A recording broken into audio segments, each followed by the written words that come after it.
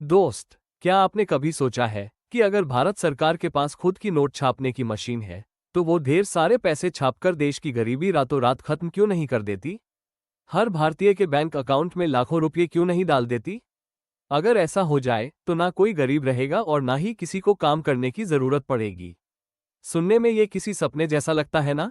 आज the real facts पर हम इसी राज से पर्दा उठाएंगे।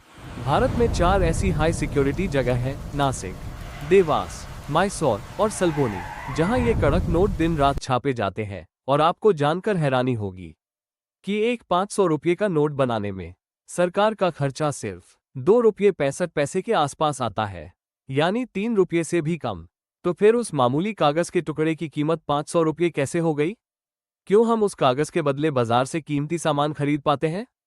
सबसे पहले ये समझिए कि आपकी जेब में रखा वो नोट असल में है क्या। अगर आप किसी भी नोट को ध्यान से देखें तो उस पर महात्मा गांधी की तस्वीर के पास एक वादा लिखा होता है, मैं धारक को 500 रुपये अदा करने का वचन देता हूं। और नीचे आरबीआई गवर्नर के साइन होते हैं। इसका सीधा मतलब ये है कि वो कागज खुद कीमती नहीं है, कीमती है उस पर लिखी भारत सरकार और आरबीआई की वो गारंटी। पुराने जमाने में सिस्टम थोड़ा अलग था। पहले गोल्ड स्टैंडर्ड चलता था, यानी सरकार जितने नोट छापती थी उतना ही सोना अपने खजाने में रिजर्व रखती थी। लेकिन 1970 के दशक के बाद दुनिया भर में ये सिस्टम बदल गया। आज भारत में मिनिमम रिजर्व सिस्टम चलता है। आरबीआई को नए नोट छापने के लिए कम से कम 200 करोड़ की संपत्ति रिजर्व रखनी पड़ती है, जिसमें कम से कम 115 करोड़ का शुद्ध सोना होना अनिवार्य है। यानी आपकी जेब में जो पैसा है उसकी वैल्यू सिर्फ इसलिए है क्योंकि पूरा देश उस गवर्नर के वादे पर भरोसा करता है। अब आपके मन में सवाल आ रहा होगा कि भाई चलो ठीक है, सोना और भरोसा तो है, लेकिन सरकार मशीन तेज चलाकर ज्यादा नोट क्यों नहीं छाप लेती? इसका जवाब छुपा है इकोनॉमिक्स के एक सिंपल नियम में। मान लीजिए सरकार ने कल सुबह सबको ढेर सारा पैसा मुफ्त में बांट दिया। अब क्या होगा? अब सबके पास बहुत पैसा है। आप तुरंत दुकान पर एक नया मोबाइल फोन खरीदने भागेंगे, लेकिन दुकानदार देखेगा कि उसके पास तो सिर्फ 5 फोन हैं और खरीदने वाले 500 लोग खड़े हैं। वो क्या करेगा? वो उस फोन की कीमत 15,000 से बढ़ाकर सीधे 1.5 लाख कर देगा। दूध वाला 50 रुपये के पैकेट को 500 में बेचेगा।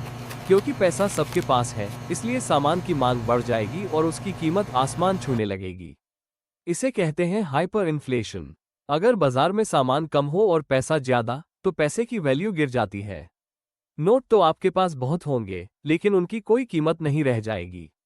इतिहास गवाह है कि जिस भी देश ने गरीबी मिटाने के लिए आंख बंद करके नोट छापे, वो देश बर्बाद हो गया। इसका सबसे बड़ा और डरावना उदाहरण है जिम्बाब्वे। साल 2008 में वहां की सरकार ने बेहिसाब नोट छाप दिए। नतीजा ये हुआ कि वहां महंगाई अरबों गुना बढ़ गई। लोग एक पैकेट ब्रेड या अंडे खरीदने के लिए हाथ में नहीं बल्कि बोरियों और हाथ गाड़ियों में भरकर नोट ले जाने लगे थे। वहां $100 ट्रिलियन का भी एक नोट छापा गया था, लेकिन उसकी कीमत $1 अमेरिकी से भी कम थी।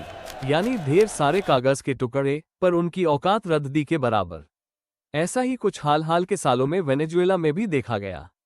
वहां लोग सड़कों पर नोट फेंक देते थे क्योंकि उस कागज से महंगा तो वहां टिश्यू पेपर हो गया था। वहां की करेंसी इतनी गिर गई कि लोगों ने नोटों के बैग से खिलौने बनाना शुरू कर दिया था। तो समझे आप, बिना सोचे समझे नोट छापना किसी भी देश की अर्थव्यवस्था के लिए खुदकुशी करने जैसा है। तो आखिर में बात यह आती है कि पैसा छापने का सही पैमाना क्या है? सरकार और आरबीआई नोट तभी छापते हैं जब देश की जीडीपी यानी उत्पादन बढ़ता है। जितना ज्यादा हम काम करेंगे, जितना ज्यादा सामान बनाएंगे, उतना ही पैसा सिस्टम में डाला जा सकता है।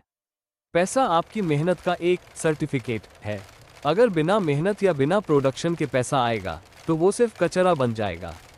अगली बार जब आप अपनी जेब से 500 का नोट निकालें तो याद रखिएगा कि आप अपने हाथ में देश की अर्थव्यवस्था पर अपना भरोसा पकड़े हुए हैं। आपकी मेहनत ही उस कागज को कीमती बनाती है। उम्मीद है आज का ये रियल फैक्ट आपको पसंद आया होगा और आपकी जानकारी बड़ी होगी। ऐसे ही और दिमाग घुमा देने वाले फैक्ट्स के लिए द रियल फैक्ट्स को अभी सब्सक्राइब करें और बेल आइकन दबाएं ताकि आप कोई भी वीडियो मिस न करें।